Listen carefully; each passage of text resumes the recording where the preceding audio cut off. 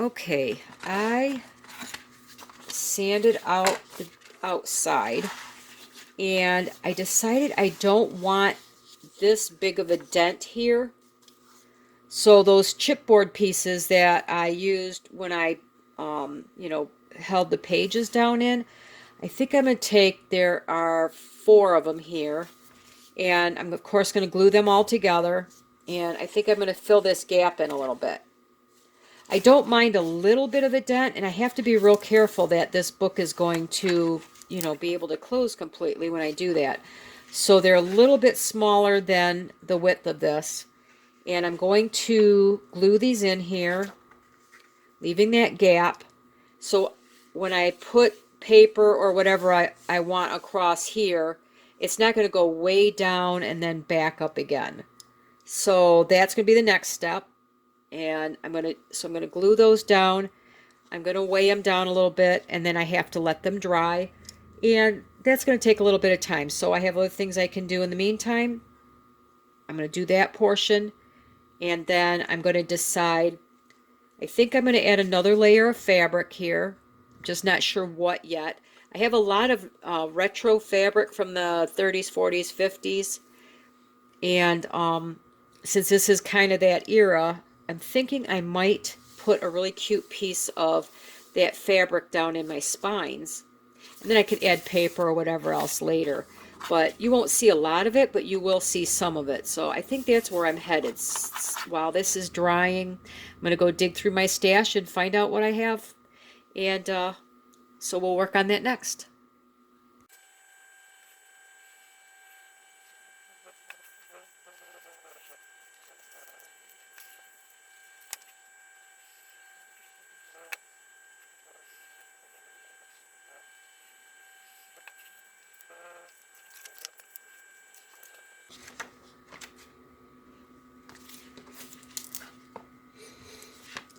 Okay, the one thing I didn't tell you here is that I did cut these a little bit shorter than the actual length of the book so that I could glue them in. And I probably should have cut them down a little bit more, but I didn't, so it is what it is.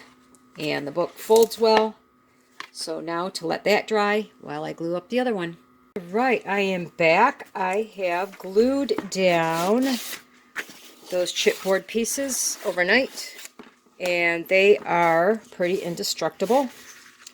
The next thing I was experimenting with was whether I was going to cover the edges or just really distress them.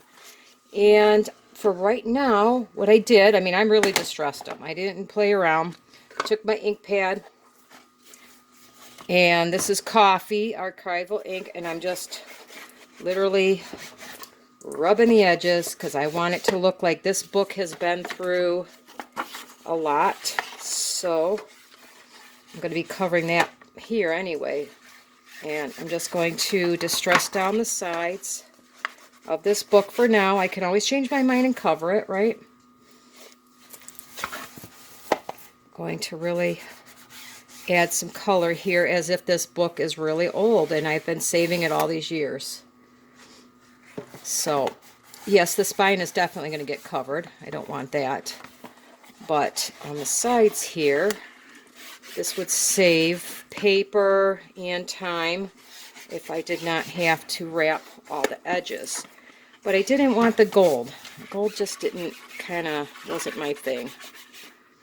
So I hope I'm not destroying my ink pad, but anyway, that's what I'm doing to the edges of the book to really age it down. I'm going to do both of those like that. In the meantime, I'll move on to the next step so I can show you. Now, again, I want these spines to be absolutely indestructible. So I had time to think last night, because I'm going to go a little bit different with the book than I thought I was going to do. Now, and okay, so back to the spines. I've decided I have some reproduction fabrics, quite a lot of them. I have quite a collection. I'm making a vintage quilt called Grandmother's Flower Garden. It's all handmade. And I think I'm going to put some of these down in the spines, just as a decoration, and then I could come back later and add papers or whatever I want on these. But I thought those were really pretty.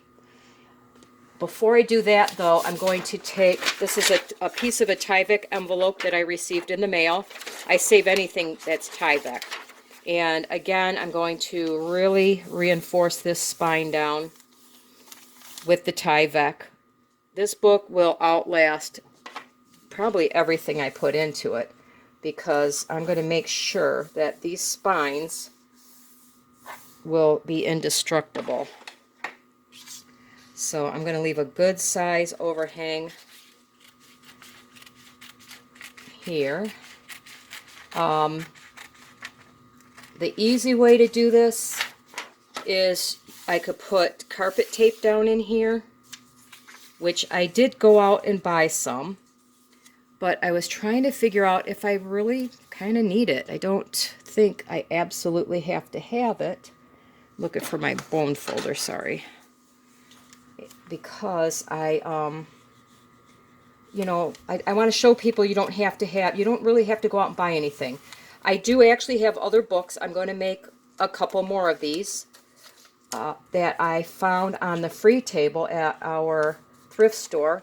After they've been there so many months, they clear them out and they put them on a free table. And I want to make some of these for the grandkids. I have a new granddaughter coming, and I want to make them a memory book that they could put, things like her little band from the hospital and such in. But this is my first one, so I figured I'm going to practice on this one and learn what I need to learn before I decide to make one for the grandkids. I always think ahead for Christmas. Yes, it's February, but I start thinking this far ahead because I usually make something special for everybody. And this year, I think I'm going to be making a couple of these little booklets for everybody. I have some golden books that I've been collecting, the little golden books to really alter for the grandkids. They love to do art projects and stuff, so I might add little signatures that can be removed so that the kids can, take color in them and draw in them and stuff like that. So now, if you want, you could put a piece of carpet tape down here. That would work really, really good. Or you can use the wet glue.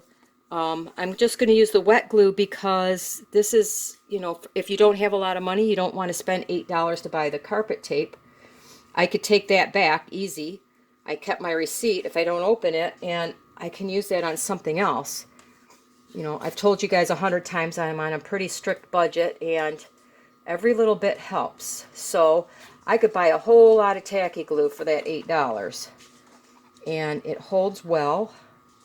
It does what it needs to do. I might turn it back. I might turn it in and get some of that Fabri-Tac that everybody's using. Walmart sells a big bottle for about $10. So I wouldn't have much extra out if I decided to buy that. And so I'm going to, I had a little, where did I put my little credit card thingy there? I had one of those little fake credit cards that come in the mail that I wanted to, this is such a mess. I'm sure you guys get like this too. You can't find anything once you get going because you start putting more and more stuff on your desk or on your table, and next thing you know, you've got piles of stuff around you. Okay, make sure it gets down in this crack. I want to reinforce it all the way to the bottom the best that I can. And I know this Tyvek is going to outlast everything, so that's why I decided I have to do things kind of slow. This is only my second really journal that I made. I mean, my first Lapbook, but I've only made one large journal and one mini. So this is really new to me.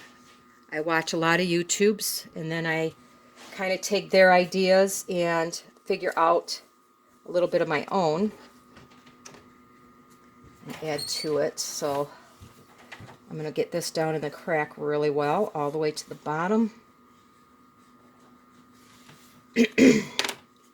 then I'm going to make sure it is onto the book page, because I'm going to, you know, I'm going to cover this book page later anyway, so I'm not worried about it. I'm going to make sure this is really, really down here, like so. And if I didn't get enough under here, I can always add more when I cover it later. So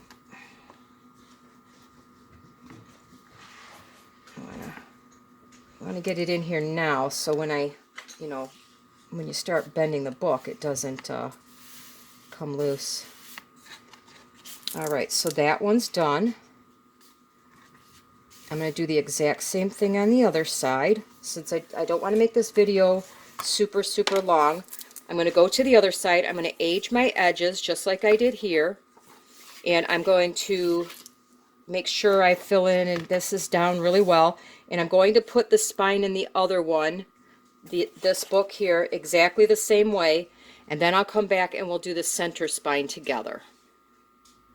Okay, both of these spines are covered with the Tyvek, and I could come back now and put the fabric down here, but I think I'm going to finish putting the other spine in so that I can let them dry well, and then I can come back and put the fabric, because that's just going to be laid down the same way. It's no big deal. Now, when I watched other people make these, they use the carpet tape. And like I said, I'm going to do this without spending the money on the carpet tape. I'm going to take that back. What I do have is a roll of dollar store packing tape. And packing tape works really well to make flexible hinges on the projects like this. So I'm also going to back it with the Tyvek on the outside and the inside of the book.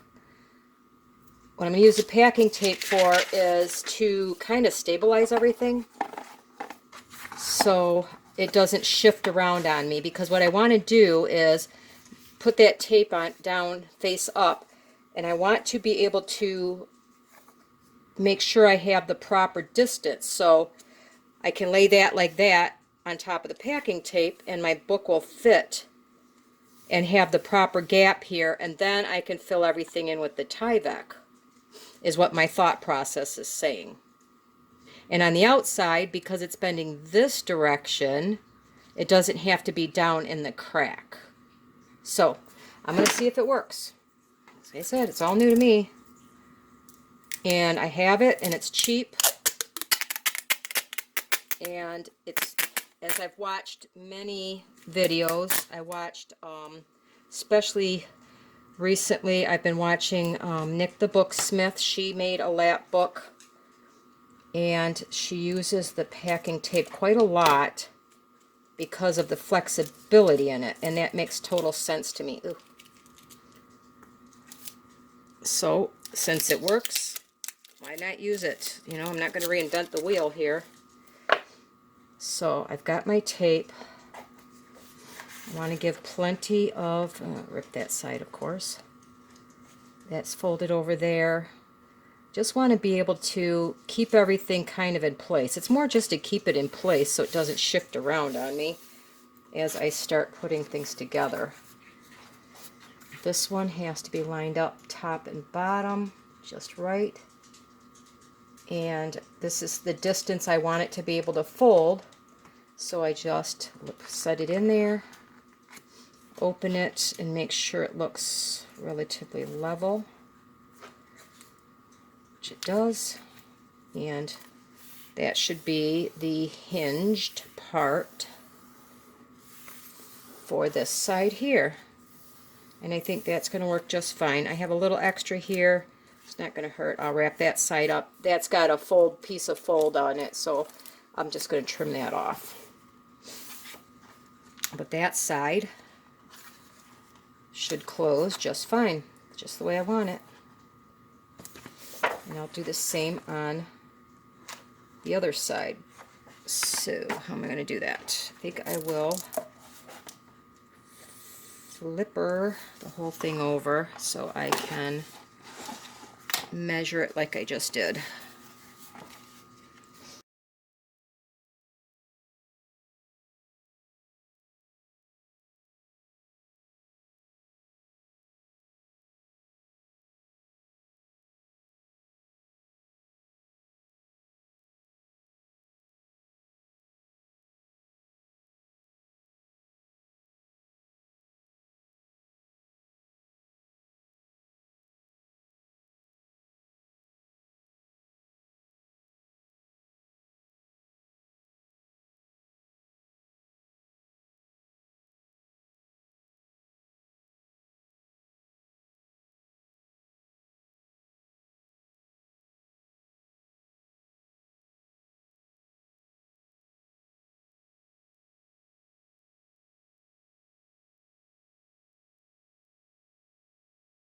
So I now have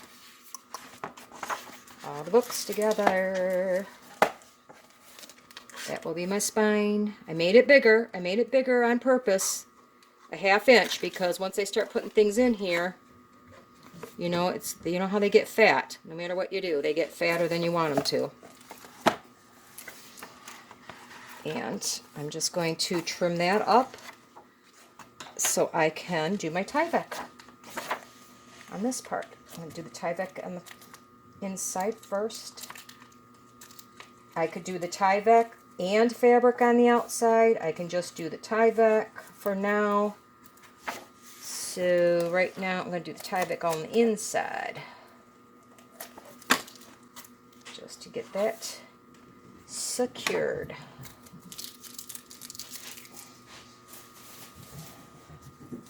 And don't forget to put something underneath so you don't glue your mat all up. I don't know who might have done that earlier. Not me. Alright. Now that one just looks a little... That's the first one I did. And that gap is a little small. Can I... Oh, I can shift it. Oh, I like that. Look at that. I could shift it just a little bit, because that gap was a little tight. And now I have the good gaps. That's another reason why I like the packing tape. I could shift it. So, let's see. I'm going to put you here. Are you wide enough? Yes, you have to go down in the cracks.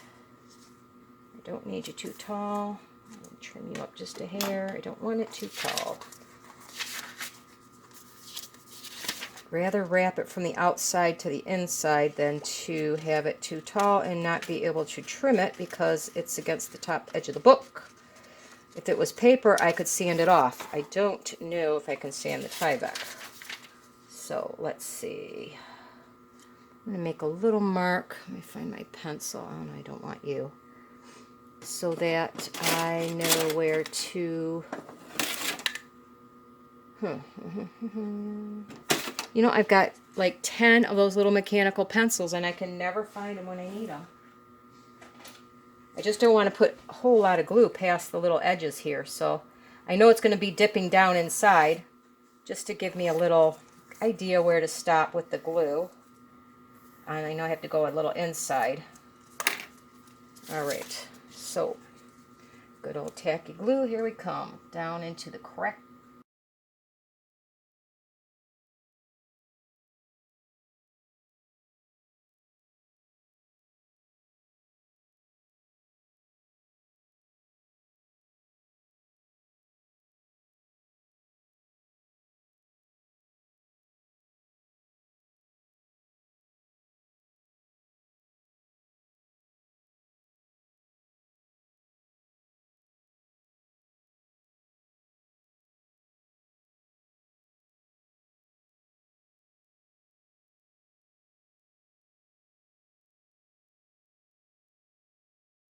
And my little bone folder. Once again, I keep losing everything today. Do you guys lose everything when you're doing stuff too?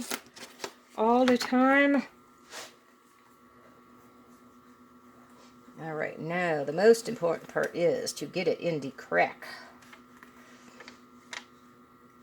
And that's what I found on the other side. My stuff in the crack had not gotten down on one side, even after I had glued this.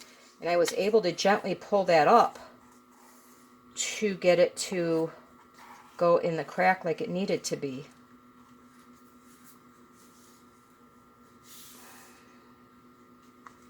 I think that's why I like working with the wet glue, because, yeah, it takes a little longer to dry.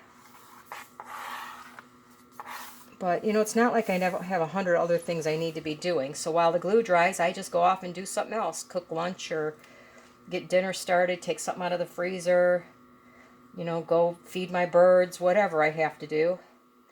I have one of my little chickens is looking kind of sick. I'm keeping a good eye on her.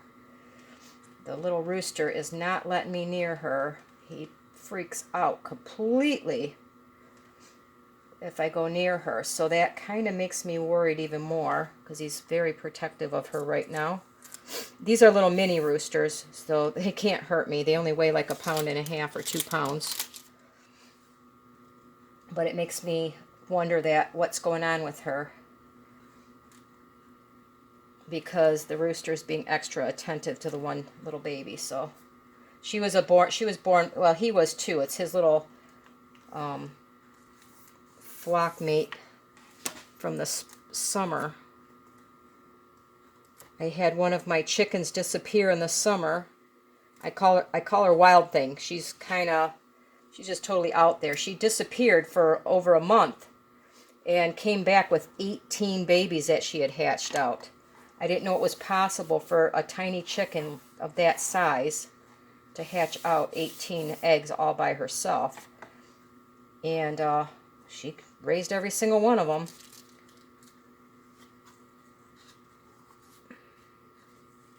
And then she decided to do it again, but only 8 the second time. Or the first time she had 8, second time she had 18.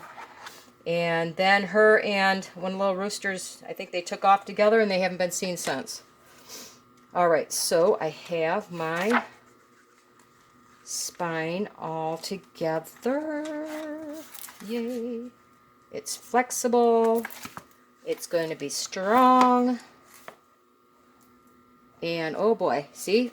I got the glue down into the crack, so it will be strong. I think I'm going to, as it dries, I'm going to play with it a little bit just to make sure it stays flexible.